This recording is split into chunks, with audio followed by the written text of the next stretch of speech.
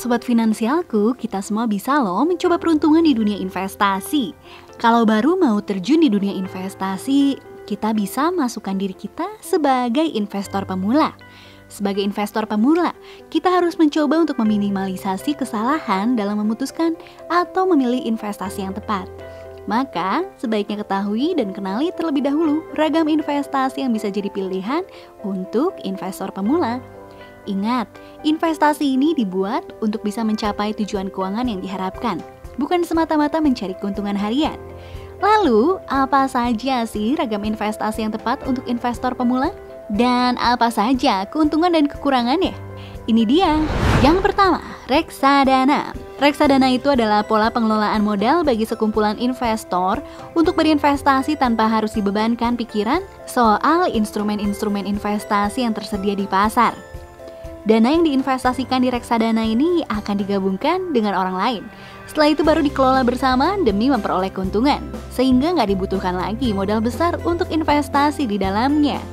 Dana yang telah dikumpulkan ini dikelola oleh manajer investasi. Dan ini dia kelebihan investasi reksadana. Yang pertama, manajer investasi profesional adalah yang mengelola dana investasi, sehingga kita para investor pemula nggak harus mengelola investasi sendiri. Kemudian, likuiditasnya pun tinggi.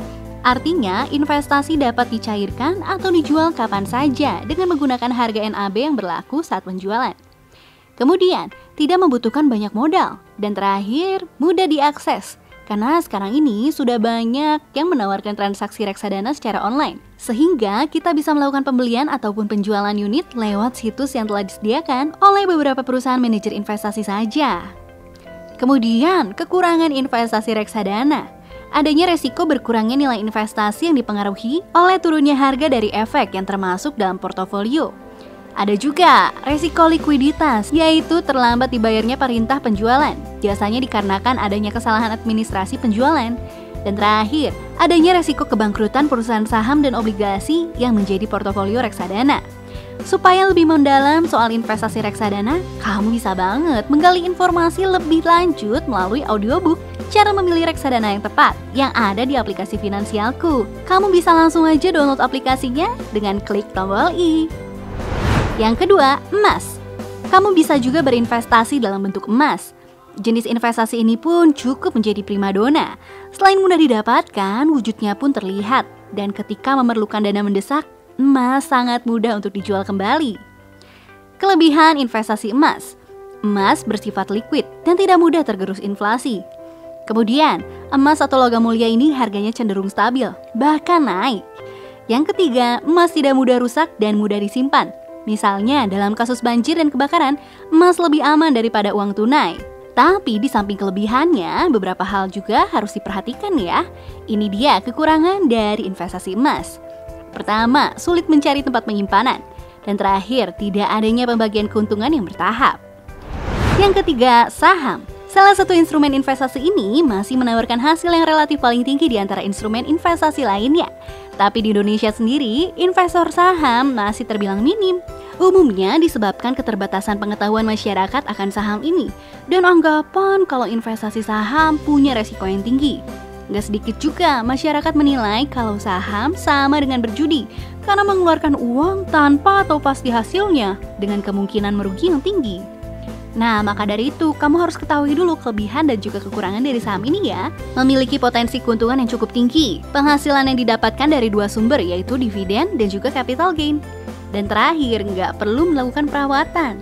Tapi ada juga kekurangan dari investasi saham ini, yaitu resikonya cukup tinggi. Harganya sangat fluktuatif.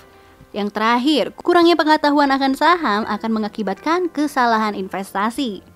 Yang keempat, properti.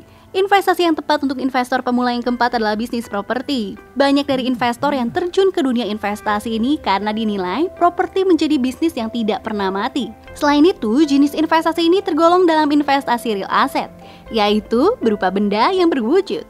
Coba bayangkan, saat ini tanah yang tersedia tidak akan bertambah kecuali dilakukan proses perluasan tanah oleh pemerintah.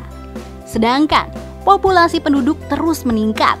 Artinya, permintaan akan tanah dan properti akan lebih tinggi dari persediaannya.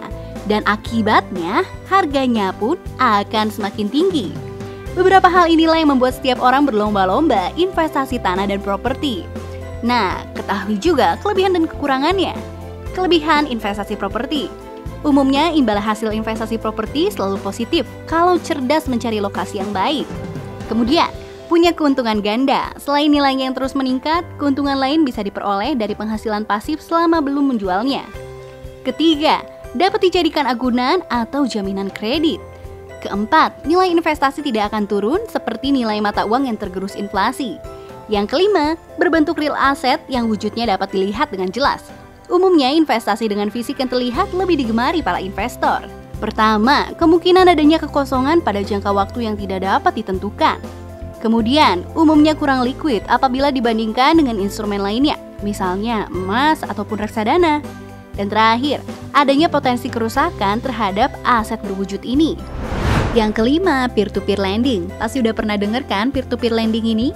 Peer-to-peer lending ini merupakan platform yang mempertemukan lender atau yang memberikan pinjaman dan juga lender yang meminjam. Walaupun sekarang ini sangat mudah diakses dimanapun, kita harus tahu juga kelebihan dan kekurangannya. Ini dia kelebihan dari investasi peer-to-peer lending. Yang pertama, returnnya dibilang cukup tinggi. Kedua, tenornya pendek. Kita bisa memilih tenor sesuai dengan kebutuhan kita. Yang ketiga, kita bisa membantu bisnis UMKM. Tapi kita juga harus waspada terhadap kekurangan investasi peer-to-peer lending ini. Yang pertama, kita harus waspada terhadap banyaknya penipuan mengatasnamakan peer-to-peer lending ini. Maka dari itu, kita harus cek dulu platform peer-to-peer lendingnya. Apakah sudah diawasi oleh OJK atau belum? Kedua, tidak bisa asal menarik dana. Dan ketiga, kita juga harus hati-hati terhadap peminjam yang gagal bayar. Nah, sekarang saatnya kamu pilih instrumen mana yang mau kamu coba. Ingat, pertimbangkan keuntungan dan kerugian, dan jangan lupa, sesuaikan dengan tujuan keuangan kamu. Udah buat tujuan keuangan kamu? Yuk lakukan perencanaan keuangan kamu di aplikasi Finansialku, biar kamu bisa tahu investasi apa sih yang tepat buat kamu. Sampai bertemu di video berikutnya. Bye-bye!